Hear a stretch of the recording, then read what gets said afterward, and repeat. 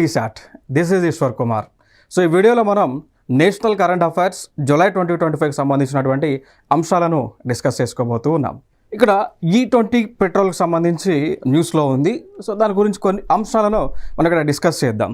So ఇక్కడ E20 అనేటువంటిది ఏంటి అంటే, ఇప్పుడు జనరల్గా మనము ఇప్పుడు బైక్స్లో ఫిల్ చేసినాం అంటే పెట్రోల్ కానీ ఏదైతే మనం ఫిల్ చేస్తూ ఉన్నామో బైక్స్లో కానీ లేదంటే కార్స్లో కానీ, సో దానిలో 80% ఫ్యూల్ అనేటువంటిది మనకి లైక్ ఫాజిల్ ఫ్యూల్స్ నుంచి లైక్ క్రూడ్ ఆయిల్ నుంచి వచ్చేటువంటి పెట్రోల్ ఏదైతే ఉందో సో దాన్ని కలపవచ్చు అన్నట్టు.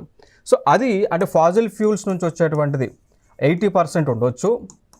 దాని తర్వాత ఆ ఫ్యూయల్లో రిమైనింగ్ 20% వచ్చేసి మనం ఇథనాల్ అనేటువంటి దాన్ని కలపవచ్చు అండి. సో ఇథనాల్ అనేటువంటిది జనరల్గా ఈ ఇథనాల్ అనేటువంటిది ఎక్కడి నుంచి వస్తుంది అంటే, మన ఆహార పదార్థాలకు సంబంధించి కార్బన్కి సంబంధించి కానీ లేదా కూరగాయలు లేదా ఇదంతా కూడా కంపోస్ట్ అయినప్పుడు లేదా డీకంపోజ్ అయినప్పుడు ఒక ఆయిల్ అనేటువంటిది మనకు వస్తూ ఉంది. సో దానిని ఇథనాల్ అని పిలుస్తూ ఉంటాం.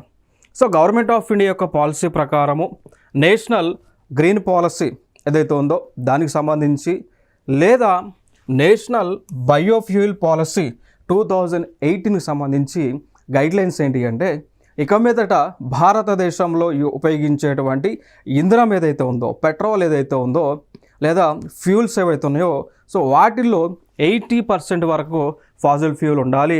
రిమైనింగ్ 20% అనేటువంటిది మనకు ఒక ఇథనాల్ ఏదైతే ఉందో సో దానిని కలపాలి అనేటువంటి ఒక గైడ్లైన్స్ అనమాట. ఓకే, గైడ్లైన్స్ ఇది. సో దీన్ని అనుసరించి మరి దీన్ని ఇట్లా మిక్స్ చేసేదాన్ని ఏమన్నాము అంటే E20 అంటే ఇథనాల్ 20 పెట్రోల్ అని పిలిచాం. సో దీన్ని ఇథనాల్ 20 బ్లెండెడ్ పెట్రోల్ అని కూడా మనం పిలుస్తూ ఉంటాం. సో ఇప్పుడు ఉన్నటువంటి వాహనాలు ఏవైతే ఉన్నాయో మ్యాక్సిమం ఉన్నటువంటి వాహనాలన్నీ కూడా BS6 నామ్స్ ఫాలో అయినటువంటి వాహనాలన్నీ కూడా E20 పెట్రోల్ని సపోర్ట్ చేస్తూ ఉంటాయి.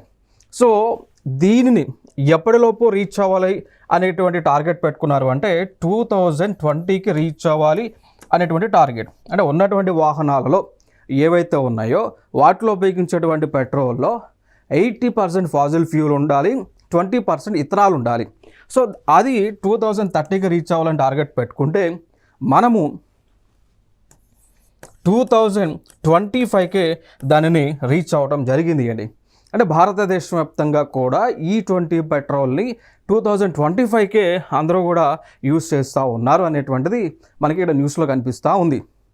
దీని వలన కలిగేటువంటి బెనిఫిట్స్ ఏంటి, ఎందుకు నేషనల్ బయోఫ్యూల్ పాలసీ 2018లో ఇథనాల్ 20% బ్లెండెడ్ పెట్రోల్ అనేటువంటిది ఎందుకు జోడించారు అంటే, ఇక్కడ ఇథనాల్ అనేటువంటిది ఏదైతే మనం ఉత్పత్తి చేస్తూ ఉన్నామో సో ఇథనాల్ని ఉత్పత్తి చేయాలి అంటే దానికి కావలసినటువంటి ముడి పదార్థాలు రా మెటీరియల్స్ ఏంటి అంటే వ్యవసాయంలో పండినటువంటి వ్యవసాయం ద్వారా వచ్చినటువంటి పదార్థాలు, అవి ఫుడ్ గ్రెయిన్స్ కానీ okay so like food grains rice కానీ వీట్ కానీ ఇక మిగిలినటువంటి ఫుడ్ గ్రెయిన్స్ లేదా వెజిటేబుల్స్ నుంచి ఈ యొక్క ఇథనాల్ని మనం ప్రొడ్యూస్ చేయవచ్చు.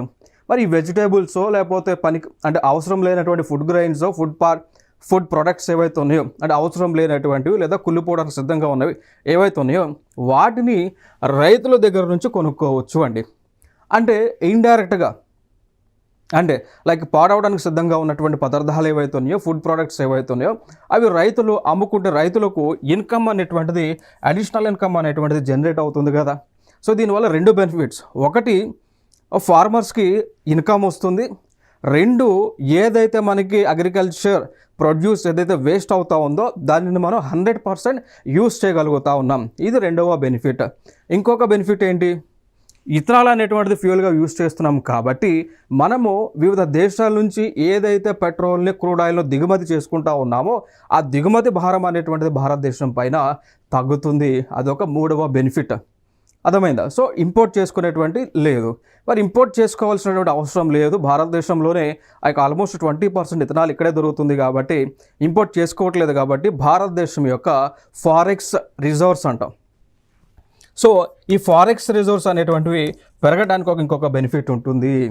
సో దానితో పాటు ఫారెక్స్ రిజర్వ్స్ అనేటువంటి ఎప్పుడైతే పెరిగిందో అప్పుడు మనకి డాలర్ డిమాండ్ తగ్గుతుంది. కాబట్టి అప్పుడు ఇండియన్ రూపీ యొక్క వాల్యూ ఏదైతే ఉందో అప్రిసియేషన్ పెరుగుతుంది. సో రూపీ ప్రపంచ మార్కెట్లో బలపడుతూ ఉంది. సో బలపడుతూ ఉన్నప్పుడు ఆటోమేటిక్గా ఇండియన్ ఎకానమీకి ఇవన్నీ బెనిఫిట్స్గా మనం చెప్పుకోవచ్చు. దాని తర్వాత E20 పెట్రోల్ వల్ల కలిగేటువంటి బెనిఫిట్ ఏంటి అంటే ఇది పర్యావరణానికి మేలు చేస్తూ ఉంటుంది. సో అంటే న్యాచురల్గా మనం ప్రొడ్యూస్ చేస్తూ ఉన్నాం, కూరగాయల నుంచో పండ్ల నుంచో లేకపోతే రైసో వీటి నుంచో ప్రొడ్యూస్ చేస్తున్నాం కాబట్టి ఇది ఎటువంటి పొల్యూషన్ కూడా క్రియేట్ చేయదు. కాబట్టి ఎన్విరాన్మెంటల్ ఫ్రెండ్లీగా E20 ఫ్యూయల్ని మనం చెప్పుకోవచ్చు అండి. సో ఇవన్నీ కూడా బెనిఫిట్స్గా మనం చెప్తా ఉన్నాం. సో ఫైనల్గా వేస్ట్ని వెల్త్గా కన్వర్ట్ చేస్తూ ఉన్నాం E20 బ్లెండెడ్ పెట్రోల్ అనేటువంటి దాని వలన. అర్థమైందా? సో ఇది చాలా చాలా కూడా ఇంపార్టెంట్ అంశం. దీనికి సంబంధించి బెనిఫిట్స్ మనం చూసుకుంటే లైక్ 1.5% ఇన్ 2014 నుంచి 20% ఇన్ 2025 అండి.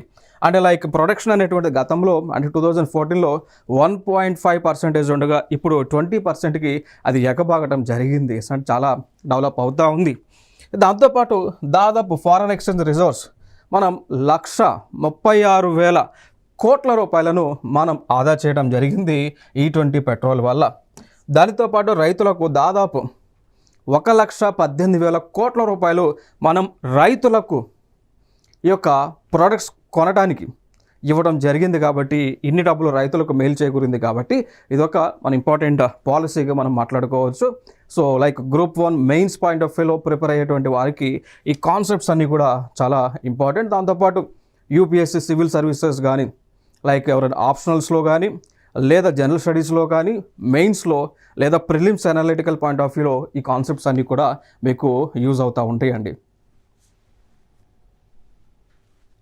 ఇంకొక అంశం మిలిటరీ ఆపరేషన్స్ న్యూస్లో ఉన్నాయి. సో అవి అంటే రీసెంట్గా కరెంట్ అఫైర్స్లో ఉన్నటువంటి ఆపరేషన్స్ మనం చూసుకుంటే ఒకటి ఆపరేషన్ సింధూర్ న్యూస్లో ఉంది. దాంతోపాటు ఆ కోవలోనే ఇంకొక ఆపరేషన్ న్యూస్లోకి వచ్చింది, అదే ఆపరేషన్ మహాదేవ్ అనేటువంటిది. క్లియర్. సో అయితే ఇక్కడ మనకి ఈ రెండు ఆపరేషన్స్ కూడా ఇక్కడ ఇంపార్టెంట్. కారణం ఏంటి అంటే ఈ ఆపరేషన్స్ పైన ప్రస్తుతము పార్లమెంట్లో చర్చ జరుగుతుంది కాబట్టి ఇవి మిలిటరీ ఆపరేషన్స్ కాబట్టి సో సిలబస్లో కూడా మనకి సిలబస్లో ఇంటర్నల్ సెక్యూరిటీ అనేటువంటి ఒక సిలబస్ ఉంటుంది. కాబట్టి దాంతోపాటు ఇంటర్నేషనల్ రిలేషన్స్ కానీ మిలిటరీ ఎక్సర్సైజెస్ అన్నీ కూడా ఇవన్నీ కూడా సిలబస్లో ఉన్నాయి. కాబట్టి ఈ కాన్సెప్ట్స్ ఇక్కడ చాలా ఇంపార్టెంట్.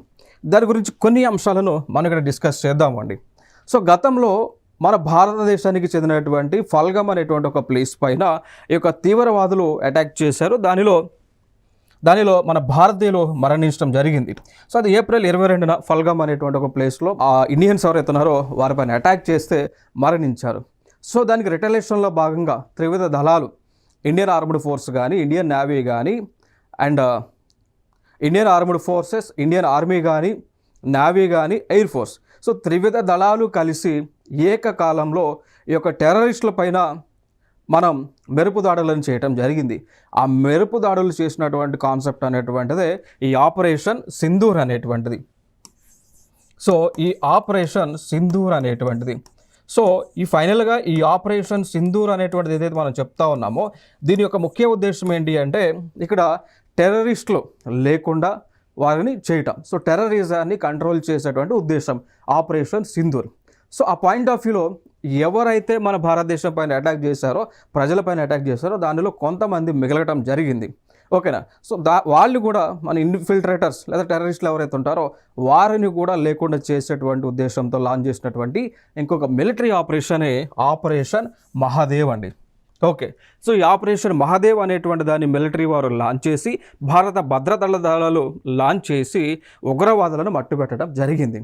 అది కూడా ప్లేస్ మనం చూసుకుంటే జమ్మూ అండ్ కాశ్మీర్లో ఉన్నటువంటి దచ్గామ్ నేషనల్ పార్క్ దగ్గరలో వారు ఆ ముష్కరులు వారు నివాసం ఉంటున్నటువంటి సందర్భాన మన భారత భద్రతా దళాలు వారిని పట్టుకొని హతమార్చడం జరిగింది. సో అదే ఆపరేషన్ మహాదేవ్.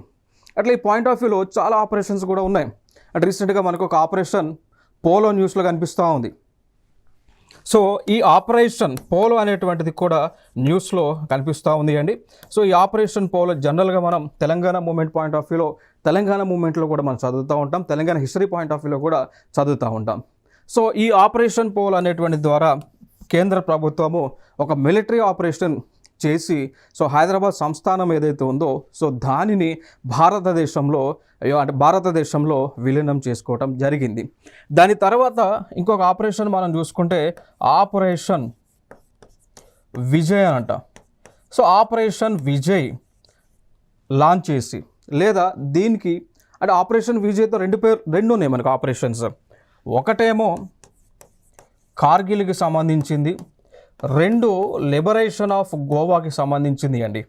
ఓకే, సో ఇక్కడ operation Vijay Kargil point of వ్యూలో మాట్లాడాల్సి వస్తే కార్గిల్ దివాస్ డేగా మనం జరుపుతూ ఉంటాం. సో ఇది దేనికి సంబంధించింది అంటే రీసెంట్గా లైక్ మన జూలై నెలలోనే 26న 1999లో ఓకేనా. సో లైక్ జూలై 26, 1999లో ఏం జరిగింది అంటే మన భారతదేశానికి చెందినటువంటి మిలిటరీ ఫోర్సెస్ ఏవైతే ఉన్నాయో ఇవి ఆ కార్గిల్ అనేటువంటి ప్లేస్, సో ఇది ఎల్ఓసికి ఇటుపక్క అంటే మన భారతదేశానికి చెందినటువంటి ప్రాంతమే. సో దీనిని ఇక్కడ పాకిస్తాన్కి చెందినటువంటి టెర్రరిస్టులు ఆక్యుపై చేయగా ఇక్కడ భారత ప్రభుత్వం దాంతోపాటు మిలిటరీ ఫోర్సెస్ వీళ్ళందరూ కూడా ఈ యొక్క కార్గిల్ని పాకిస్తాన్ చేతుల నుంచి కార్గిల్ నుంచి మనం తీసుకోవడం జరిగింది. ఆ యుద్ధంలో మనం విన్ అవ్వడం జరిగింది. సో దానిని పురస్కరించుకొని ఎవరైతే మరణించి ఉన్నారో సో మరణించినటువంటి వారికి యొక్క త్యాగాలను గుర్తు చేసుకుంటూ ఈ యొక్క కార్గిల్ విజయ్ దివాస్ని మనం జూలై 26, 1999లో మనం జరుపుకుంటా ఉన్నాం. ఓకే, సో అయితే ఇక దాని తర్వాత ఇంకొక ఆపరేషన్ విజయ్ మనం చూసుకుంటే లిబరేషన్ ఆఫ్ గోవాకు సంబంధించి. సో గోవా అనేటువంటిది గతంలో పోర్చుగల్ దేశం వాళ్ళ యొక్క ఆధీనంలో ఉండగా సో దాన్ని తిరిగి మనము స్వాధీనపరచుకొని భారత భూభాగంలో కలపడం జరిగింది. అది కూడా ఆపరేషన్ విజయ్. ఇవన్నీ కూడా ఇంపార్టెంట్ మిలిటరీ ఆపరేషన్స్ అండి. ఓకే, సో నేను ఆల్రెడీ కూడా ఇంటర్నేషనల్ రిలేషన్స్ చెప్పినప్పుడు స్ట్రాటజీకే చెప్పినప్పుడు కొన్ని ఆపరేషన్స్ని నేను డిస్కస్ చేసి ఉన్నా. ఒకసారి ఆ ప్రీవియస్ వీడియోస్ కూడా మన టీసాట్ ఛానల్లో ఉన్నాయి, ఒకసారి అవన్నీ కూడా వాచ్ చేయండి. ఇంకొక అంశం భారతదేశానికి చెందినటువంటిది, భారతదేశం గర్వించదగినటువంటి అంశం ఏంటి అంటే భారతదేశానికి చెందినటువంటి వారు అండి. ఓకే, సో భారతదేశానికి చెందినటువంటి పైలట్ శుభాంశు శుక్లా భారతీయులు. వీరు అమెరికా వారు చేపట్టినటువంటి యాక్సియం మిషన్ 4లో వారు ప్రయాణించడం జరిగింది అండి. Okay, so like axiom mission 4 అనేటువంటిది యునైటెడ్ స్టేట్స్ ఆఫ్ అమెరికా వారు ప్రారంభించగా దాని యొక్క ముఖ్య ఉద్దేశం ఏంటి అంటే ఏదైతే మనకి భూమి నుంచి 400 కిలోమీటర్ల ఎత్తులో ఉన్నటువంటి ఇంటర్నేషనల్ స్పేస్ స్టేషన్ అనేటువంటిది ఏదైతే ఉందో సో దానిలోకి వెళ్ళి అక్కడ పరిశోధన చేయటమే ఈ యొక్క యాక్సియం మిషన్ 4 అనేటువంటిది అనమాట. సో అయితే భారతదేశం నుంచి చెప్పాలి అంటే రెండవ వ్యక్తిగా మనం చెప్పుకోవచ్చు. భారతీయులు స్వదేశానికి చెందినటువంటి వారు రెండవ వ్యక్తి ఆయన శుభాంశు శుక్లా గారు. ఈయన యాక్సియం మిషన్ 4లో ఇంటర్నేషనల్ స్పేస్ స్టేషన్కి వెళ్ళి అక్కడ ఆయన పరిశోధనలు చేయడం జరిగింది. సో దాదాపు 18 రోజులు ఆయన అక్కడ స్పెండ్ చేశారు ఆ యొక్క మిషన్లో. తిరిగి భారతదేశానికి వచ్చారు. సో సురక్షితంగానే భారతదేశానికి వచ్చారు. మరి ఈ పాయింట్ ఆఫ్ వ్యూలో మనం ఇక్కడ ఏమేమి గుర్తుపెట్టుకోవాలి అంటే యాక్సియం 4 దేనికి సంబంధించింది? ఇది ఒక space agency tourism point of వ్యూలో పర్యాటక రంగం పాయింట్ ఆఫ్ వ్యూలో డెవలప్ చేస్తున్నటువంటి మిషన్ యాక్సియం మిషన్ 4. సో దీనిలో భారతదేశానికి చెందినటువంటి వారు ఎవరు ప్రయాణించారు అన్నప్పుడు శుభాంశు శుక్లా ప్రయాణించారు. ఈయన స్థానం రెండవ వ్యక్తి. మరి ఈయనకంటే ముందు ఎవరు ప్రయాణించారు అంటే రాకేష్ శర్మ గారు. సో రాకేష్ శర్మ గారు ఎవరైతే ఉన్నారో వింగ్ కమాండర్ అయినటువంటి రాకేష్ శర్మ గారు సో వారు మొట్టమొదటిసారిగా ఇండియా నుంచి ఐఎస్ఎస్లో వారు వెళ్ళటం జరిగింది. సో దాంతోపాటు మనకు గతంలో మనం చూసుకుంటే కల్పనా చావ్లా ఉన్నారు, సునీత విలియమ్స్ ఉన్నారు. కాకపోతే కల్పనా చావ్లా గారు మరణించారు, సునీత విలియమ్స్ సో ఆవిడ మనకి ఇండియన్ ఆరిజిన్గా చెప్పుకోవచ్చు, ఎన్ఆర్ఐ అన్నట్టు. సో వారు రెండోసారి కూడా వెళ్ళొచ్చారు, ఇటీవల కూడా తిరిగి రావడం జరిగింది. సో అట్లా స్పేస్కి వెళ్ళినటువంటి వారిలో వీళ్ళు చాలా ఇంపార్టెంట్ పర్సన్స్గా మనం చెప్పుకోవచ్చు. ఇండియాస్ గ్రీన్ రెవల్యూషన్ న్యూస్లో ఉంది. సో ఇక్కడ చూద్దామండి, India's green steel revolution. So simple ఏంటి అంటే భారతదేశంలో ఇనుముని కానీ ఉక్కుని కానీ స్టీల్ కానీ ఉత్పత్తి చేసేటప్పుడు వాటి వలన పొల్యూషన్ లేకుండా ఉండే విధంగా చర్యలు చేసుకొని స్టీల్ను ఉత్పత్తి చేయటమే దానినే గ్రీన్ స్టీల్ రెవల్యూషన్ అని చెప్తా ఉన్నాము అండి. అర్థమైందా? గ్రీన్ అనేటువంటి పదాన్ని ఎక్కడ యూజ్ చేస్తాము అంటే ఎక్కడైతే పొల్యూషన్ కాలుష్యం అనేటువంటిది లేకుండా ఉంటుందో అక్కడ గ్రీన్ అనేటువంటి పదాన్ని యూస్ చేస్తూ ఉంటాం. సో ఇక్కడ స్టీల్ ఉత్పత్తి చేసే దానిలో పొల్యూషన్ క్రియేట్ చేయట్లేదు, రిలీజ్ చేయట్లేదు, హానికరమైనటువంటి వాయువులను మనం విడుదల చేయట్లేదు, కాబట్టి గ్రీన్ స్టీల్ రెవల్యూషన్గా పిలుస్తూ ఉన్నాం. దాని పాయింట్ ఆఫ్ వ్యూలోనే ఇక్కడ మనకి 25% ప్రొక్యూర్మెంట్ రూల్ అనేటువంటిది కనిపిస్తూ ఉంది అండి. సో ఇక్కడ రూల్ ఏంటి అంటే, ఏవైతే మన భారతదేశంలో గ్రీన్ స్టీల్ని ఉత్పత్తి చేస్తూ ఉన్నారో వారి దగ్గర నుంచి మినిమం ఇంత పర్సంటేజ్ మనం ప్రొక్యూర్మెంట్ చేయాలి, కొనుగోలు చేయాలి అనేటువంటిది కనిపిస్తూ ఉంది. ఓకే, చెప్పవచ్చు like green steel refers to steel produced using low carbon technologies, no carbon emissions.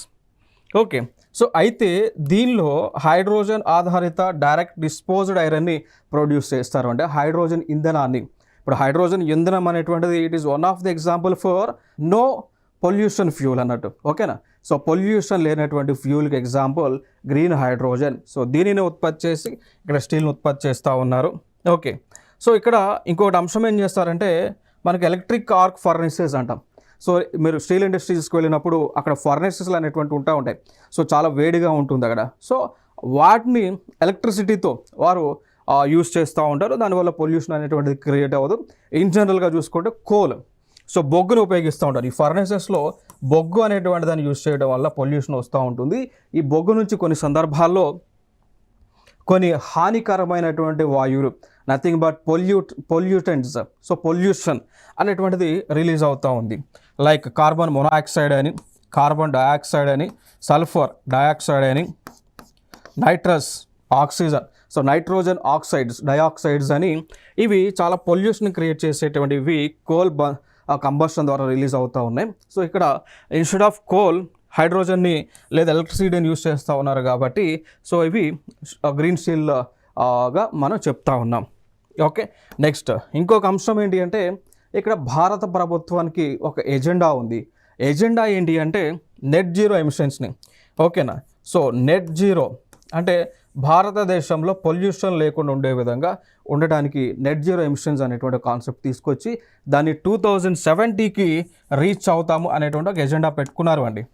అంటే ప్రపంచ దేశాలన్నీ కూడా 2050 సంవత్సరానికి పొల్యూషన్స్ రిలీజ్ చేసిన, అంటే net zero emissions target reach అవ్వాలని టార్గెట్ పెట్టుకోగా మన భారత ప్రభుత్వం ఒక 20 years ఎక్స్ట్రా, అంటే 2070కి ఈ నెట్ జీరో ఎమిషన్స్కి రీచ్ అవుతాం అనేటువంటి ఎజెండాని మనం పెట్టుకోవటం జరిగింది. ఓకే, సో ఇది ఇంపార్టెంట్ కాన్సెప్ట్. ఇంకొక అంశం మనం మాట్లాడుకోవచ్చు. సో ఇక్కడ భారతదేశం, సో భారతదేశానికి చెందినటువంటి ప్రైమ్ మినిస్టర్, అదేవిధంగా మాల్దీవ్స్కి చెందినటువంటి ప్రెసిడెంట్, వీరిద్దరూ కూడా కలిసి ఒక పోస్టల్ స్టాంప్ని రిలీజ్ చేయడం జరిగింది. దానికి గల కారణం ఏంటి అంటే, రెండు దేశాలకు మధ్య సంబంధాలు అనేటువంటివి ఈ సంవత్సరానికి అంటే 25 July 2025కి 60 years కంప్లీట్ అవుతున్నటువంటి సందర్భం కాబట్టి, ఇంక ఇటీవల మనం చూసుకుంటే అంటే మన దేశానికి చెందినటువంటి ప్రైమ్ మినిస్టర్, ఆ మాల్దీవ్స్ అనేటువంటి దేశానికి చెందినటువంటి ప్రెసిడెంట్ మహమ్మద్ మౌజీ అంటాం. సో వీళ్ళిద్దరూ కూడా కలవడం జరిగింది. సో కలిసిన తర్వాత కొన్ని అగ్రిమెంట్స్ చేసుకోవడం జరిగింది. దానితో పాటు ఈ మాల్దీవ్స్ అనేటువంటి ఒక దేశానికి మన ఇండియన్ గవర్నమెంట్ కొంత లోన్ కూడా ఇవ్వటం జరిగింది. సో దాదాపు 4,850 కోట్ల మేర అప్పుని మనం ఇవ్వటం జరిగింది. దానితో పాటు కొన్ని అగ్రిమెంట్స్ మనం చేసుకున్నాం. లైక్ 3 ఒప్పందాలు ప్రధానంగా చూసుకుంటే, చేపల పెంపకం మరియు ఆక్వాకల్చర్కి సంబంధించిన ఒప్పందం, డిజిటల్ పరిష్కారాలకు సంబంధించి, 3 భారతీయ ఫార్మాకోపియా గుర్తింపుకి సంబంధించి. నథింగ్ బట్ ఇక్కడ ఏంటి అంటే, అంటే ఈ యొక్క 3 అగ్రిమెంట్స్ దేనికి సంబంధించి, ఒకటి ఫిష్ టెక్నాలజీని డెవలప్ చేయటం, సో చేపల పెంపకాన్ని పెంచటము, చేపల పెంపకంలో చేపల యొక్క ఉత్పత్తిలో, చేపల యొక్క ఎగుమతిలో ప్రపంచ దేశాల్లోనే టాప్ ప్లేస్లో ఉండాలనేటువంటి ఉద్దేశం. ఈ యొక్క రంగంపై సంబంధించి మ్యూచువల్ డెవలప్మెంట్ కోసం అగ్రిమెంట్ చేసుకున్నాం, MOU చేసుకున్నాం. రెండవది డిజిటల్ పరిష్కారాలు, అంటే ఆన్లైన్ సంబంధించి కానీ, సైబర్ ఫ్రాడ్స్ కానీ, సైబర్ స్కామ్స్కి సంబంధించినటువంటి అంశాలకు సంబంధించి అగ్రిమెంట్ చేసుకోవడం జరిగింది రెండవది.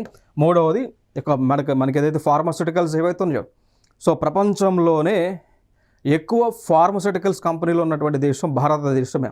సో ప్రపంచ దేశాలన్నిటికీ కూడా ఈ ఫార్మా ఈ మందులను ఎగుమతి చేసేటువంటి దేశం మన భారతదేశం. సో కాబట్టి ఇక మీదట ఈ రెండు దేశాలు కలిసి ఇంకెక్కువ ఫార్మా ఏదైతే మనకి ఈ ఫార్మసీ ఏదైతే ఉందో ఆ రంగాన్ని డెవలప్ చేయాలి అనేటువంటి ఉద్దేశంతో ఈ 3 పాయింట్స్ కూడా చాలా ఇంపార్టెంట్. ఎందుకు అంటే మనం మొన్న జరిగినటువంటి ఏదైతే గ్రూప్ 1 ఎగ్జామ్ ఏదైతే ఉందో ఆ గ్రూప్ 1 ఎగ్జామ్లో అడిగినటువంటి క్వశ్చన్ అండి.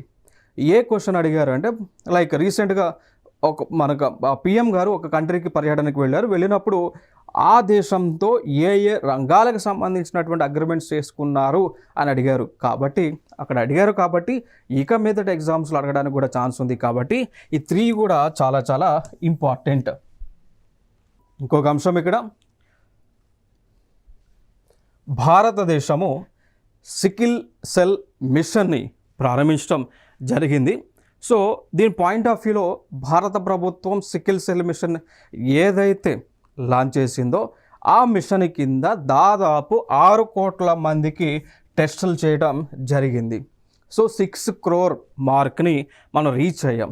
కాకపోతే అసలు పెట్టుకున్న టార్గెట్ వచ్చేసి 7 crores 7 కోట్ల మందికి సికిల్ సెల్ అనేటువంటి వ్యాధి ఏదైతే ఉందో సో దాని యొక్క నిర్ధారణ చేయటం అన్నమాట. సో 7 కోట్ల టార్గెట్ పెట్టుకోక 6 crores మనం రీచ్ అవ్వడం జరిగింది. అట్లా అది న్యూస్లో ఉండటం జరిగింది అండి. ఓకే, సో అయితే టెస్టులు చెయ్యగా మనకు తెలిసినటువంటి అంశం ఏంటి అంటే ఇక్కడ దాదాపు 2,15,000 మందికి ఈ సికిల్ సెల్ ఎనీమియా అనేటువంటిది ఉంది అనేటువంటిది తెలిసింది. ఇక దాని తర్వాత అంటే ఉంది ఇన్ ద సెన్స్ అంటే వాళ్ళకి ఆల్రెడీ వ్యాధి కన్ఫర్మ్ అయింది, ట్రీట్మెంట్ తీసుకుంటున్నారు అని. నెక్స్ట్ 16,70,000 మందికి sickle cell deficiency sickle cell ఎనీమియాకి క్యారియర్స్గా ఉన్నారు. వారికి జీన్స్లో సికిల్ సెల్ ఎనీమియా అనేటువంటిది ఉంది అనేటువంటిది తెలుస్తూ ఉంది అండి. ఇక ఆ పాయింట్ ఆఫ్ వ్యూలో మనం చూసుకుంటే వచ్చేటువంటి 2047 కల్లా భారతదేశంలో సికిల్ సెల్ ఎనీమియా అనేటువంటిది లేకుండా ఉండే విధంగా చర్యలు తీసుకోవాలని ఒక ఎజెండా పెట్టుకున్నారు. సింపుల్గా చెప్పాలి అంటే సికిల్ సెల్ ఎనీమియాని భారతదేశంలో లేకుండా చేయడానికి ఏ సంవత్సరం టార్గెట్ పెట్టుకున్నారు అంటే ఏ సంవత్సరంలోపు రీచ్ అవ్వాలి అంటే సికిల్ సెల్ ఎనీమియా 0 కేసెస్ సాధించడానికి ఏ సంవత్సరంలోపు చేయాలి అన్నప్పుడు 2047 అండి. సో 2047 సో 2047 సంవత్సరానికి టార్గెట్ పెట్టుకున్నారు. సో ఆ లోపు రీచ్ అవ్వాలనేటువంటి ఎజెండా. మరి పాయింట్ ఆఫ్ వ్యూలో గతంలో భారతదేశము ఏ వ్యాధులనైనా ఎలిమినేట్ చేసిందా, నిర్మూలించిందంటే చేశారు అండి. చూద్దాం ఇక్కడ లైక్ 1977 సంవత్సరంలో స్మాల్ పాక్స్ అంటాం, పొంగు అంటాం. చిన్నపిల్లలకు ఒంటిపైన చిన్న మచ్చలు వస్తూ ఉంటాయి, చిన్న కురుపులు వస్తూ ఉంటాయి, ఓకే, బబుల్స్ లాగా వస్తుంటాయి, స్మాల్ పాక్స్. సో దానిని భారతదేశంలో లేకుండా 1977లోనే మనం చేయటం జరిగింది. దాని తర్వాత పోలియో. సో పోలియో రహిత దేశంగా భారతదేశము 2014లో నిలవడం జరిగింది. అండ్ అప్పటి నుంచి భారతదేశంలో ఈ యొక్క పోలియో అనేటువంటిది లేదు అనేటువంటి అంశం. 2000 సంవత్సరానికి గునియా వామ్ డిజీజ్ అండి, ఇది ఒక వ్యాధి. సో ఒంటిలో పురుగులు వస్తూ ఉంటాయి, చిన్న పురుగులు వస్తూ ఉంటాయి, అవి లేకుండా మనం చేసాం, అది ఎలిమినేట్ చేసాం 2000 ఇయర్కి. దాని తర్వాత 2006కి యాస్ అనేటువంటి ఒక వ్యాధిని లేకుండా చేసాం. 15కి నియోనాటల్ టెటానస్ అనేటువంటి ఒక వ్యాధి లేకుండా చేసాం. 17కి ట్రకోమ్ అనేటువంటి వ్యాధి లేకుండా చేసాం. 2023కి కాలా అజార్ అనేటువంటి వ్యాధిని లేకుండా చేయడం జరిగింది భారతదేశం. సో ఫైనల్గా 2047కి పెట్టుకున్నటువంటి డెడ్లైన్ వచ్చేసి సికిల్ సెల్ ఎనీమియా. అది కాకుండా ఇంకొక డెడ్లైన్ పెట్టుకున్నాం 2025కి ట్యూబర్క్లోసిస్ అనేటువంటిది భారతదేశంలో లేకుండా చేయాలి అనేటువంటిది. సో దానికి సంబంధించి కూడా డాట్ అనేటువంటి ఒక method, okay, so revised tuberculosis method, ఇవన్నీ కూడా మనం అవలంబిస్తూ ఉన్నాం భారతదేశంలో. ఇక్కడ ఆర్టికల్ 67A న్యూస్లో ఉంది.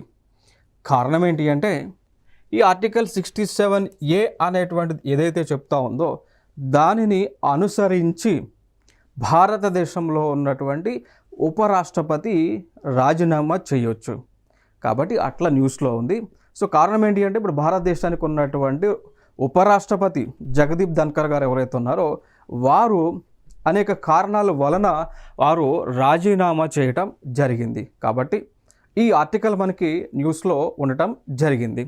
ఆ పాయింట్ ఆఫ్ వ్యూలో ఆ కాంటెక్స్ట్లో కొన్ని అంశాలను మనం మాట్లాడుకుందాం. సో ఇక్కడ ఆర్టికల్ 67 అనుసరించి భారతదేశానికి ఉపరాష్ట్రపతి పదవికి ఎన్నికలు జరుగుతూ ఉంటాయి. సో ఎవరైతే ఉపరాష్ట్రపతిగా ఎన్నిక అయ్యారో వారు ఎక్స్ అఫీషియో చైర్మన్గా రాజ్యసభకి ఉంటారు. సో రాజ్యసభకి చైర్మన్గా ఎవరైతే ఆర్టికల్ 67 ద్వారా ఉపరాష్ట్రపతికి ఎన్నిక అవుతారో వారు ఎక్స్ అఫీషియోగా ఉంటారు అండి. అంటే రాజ్యసభ యొక్క చైర్మన్ ఏదైతే ఉంటుందో అది సపరేట్గా దానికి ఎలక్షన్ అయితే జరగదు, వైస్ ప్రెసిడెంట్ ఎలక్షన్ జరుగుతుంది. సో వైస్ ప్రెసిడెంట్ బై డిఫాల్ట్గా ఉంటారు 67 అనుసరించి. మరి వారి యొక్క పదవి కాలం మనం చూసుకుంటే 5 years ఉంటుంది. సో ఏ విధంగా సీఎంకో, పిఎంకో, వార్డ్ మెంబర్కో, మేయర్కో, కార్పొరేటర్కో, సర్పంచ్కో ఏ విధంగా 5 years టర్మ్ ఉంటుందో అట్లా వైస్ ప్రెసిడెంట్కి కూడా 5 years అనేటువంటి ఒక టర్మ్ అయితే ఉంటుంది వారు ఆ పదవిలో ఉండటానికి. ఓకే, సో దాని తర్వాత ఇంకొక అంశం మనం తెలుసుకోవాల్సిన అంశం ఏంటి అంటే ఒకవేళ వైస్ ప్రెసిడెంట్గా ఉన్నటువంటి వ్యక్తి రాజీనామా చేస్తే ఆ రాజీనామా పత్రాన్ని ఎవరికి సమర్పించాల్సి ఉంటుంది అనేటువంటిది చాలా ఇంపార్టెంట్. ఎందుకంటే ప్రీవియస్ టైమ్స్లో కూడా క్వశ్చన్స్ అడిగారు. ఓకేనా, స్పీకర్ రాజీనామా చేస్తే రాజీనామా పత్రాన్ని ఎవరికి సమర్పించాలి, ప్రెసిడెంట్ రాజీనామా చేస్తే ఎవరికి సమర్పించాలి, వైస్ ప్రెసిడెంట్ రాజీనామా చేస్తే ఎవరికి సమర్పించాలి అనేటువంటిది. సో మరి ఆ క్వశ్చన్కి ఆన్సర్ ఇక్కడ చూస్తే ఈ వైస్ ప్రెసిడెంట్ ఆఫ్ ఇండియా గారు రాసినటువంటి లేఖ అండి. సో దీన్ని చూసుకుంటే వారు ఇక్కడ ఏమన్నారు, రెస్పెక్టెడ్ రాష్ట్రపతి జీ అన్నారు. అంటే వైస్ ప్రెసిడెంట్ రాజీనామా చేస్తే ఆ రాజీనామా లేఖను రాష్ట్రపతి గారికి ఇవ్వాల్సి ఉంటుంది. సో ఇక్కడ పాలిటీ పాయింట్ ఆఫ్ వ్యూలో ఇంపార్టెంట్ క్వశ్చన్ అండి ఇది. దాని తర్వాత ఇంకొక అంశం ఏంటి అంటే ఇక్కడ మరి ఉపరాష్ట్రపతి గారిని తొలగించాలి అంటే ఎట్లా తొలగించాలి అంటే దానికి మనకి రాజ్యసభలో యొక్క మనకి what we can say notice 14 రోజుల నోటీస్ అనేటువంటిది ఇచ్చిన తర్వాత దానికి సంబంధించినటువంటి దాని తర్వాత ఇంపీచ్మెంట్ అనేటువంటి ప్రాసెస్ ద్వారా తొలగించడం జరుగుతూ ఉంటుంది. ఓకే, సో ఇవి మనకి రాష్ట్రపతికి సంబంధించినటువంటి ఉపరాష్ట్రపతికి సంబంధించినటువంటి అంశాలు. మరి గతంలో ఎవరైనా ఇట్లా రాజీనామా చేశారంటే చేశారు. సో 1967లో జాకిర్ హుస్సేన్ గారు రాజీనామా చేశారు. కాకపోతే ఆయన ఎలక్షన్ రీత్యా రాజీనామా చేశారు. బట్ ఇక్కడ రాజీనామా అనేటువంటిది పర్సనల్ ఇన్ఫర్మేషన్. ఓకే, నెక్స్ట్ ఇంకొక అంశం, గుజరాత్ ప్రభుత్వము జీనోమ్ ఇండియా ప్రాజెక్ట్ని ప్రారంభించడం జరిగింది. సో ఇది భారతదేశంలోనే మొట్టమొదటి ప్రాజెక్ట్గా మనం చెప్పుకోవచ్చు. మరి జీనోమ్ ఇండియా ప్రాజెక్ట్ ద్వారా గుజరాత్ రాష్ట్రం ఏం చేయబోతూ ఉంది అంటే గుజరాత్ రాష్ట్రంలో 17 జిల్లాల్లో దాదాపు 2000 మంది యొక్క గిరిజనుల యొక్క డిఎన్ఏ శాంపుల్స్ని కలెక్ట్ చేసి ఆ డిఎన్ఏ శాంపుల్స్తో డిఎన్ఏ సీక్వెన్స్ని వాళ్ళు రికార్డ్ చేయబోతూ ఉన్నారు. సో ఇదే జీనోమ్ ఇండియా ప్రాజెక్ట్ అండి. ఓకే, సో ఇంకోటి దాంతోపాటు ఇక ఎంతమందికి సికిల్ సెల్ ఎనీమియా ఉంది, ఎంతమందికి ఆ తలసేమియా అనేటువంటి వ్యాధులు ఉన్నాయి. ఓకే, సో అంటే ఇది లైక్ ఇది అంతా కూడా బ్లడ్ ఇప్పుడు కూడా రిక్వైర్మెంట్ ఉంటుంది వీళ్ళకి. ఓకే, సో ఇది ఒక జెనెటికల్ డిజార్డర్గా మనం చెప్పుకోవచ్చు. సో అంటే వేరే యొక్క ఇన్ఫర్మేషన్ తెలుసుకుంటారు. దానితో పాటు గుజరాత్లో ఉన్నటువంటి ట్రైబల్ పాపులేషన్ యొక్క డిఎన్ఏ ఏదైతే ఉందో శాంపిల్స్ తీసుకొని సీక్వెన్స్ని వారు రికార్డ్ చేస్తూ ఉంటారు ఫ్యూచర్ జనరేషన్స్ కోసం. అర్థమైందా? సో ఇవి మనకి నేషనల్కి సంబంధించిన అంశాలు. సో మరికొన్ని అంశాలు నెక్స్ట్ వీడియోలో మనం డిస్కస్ చేద్దాం. Signing off. Thank you so much.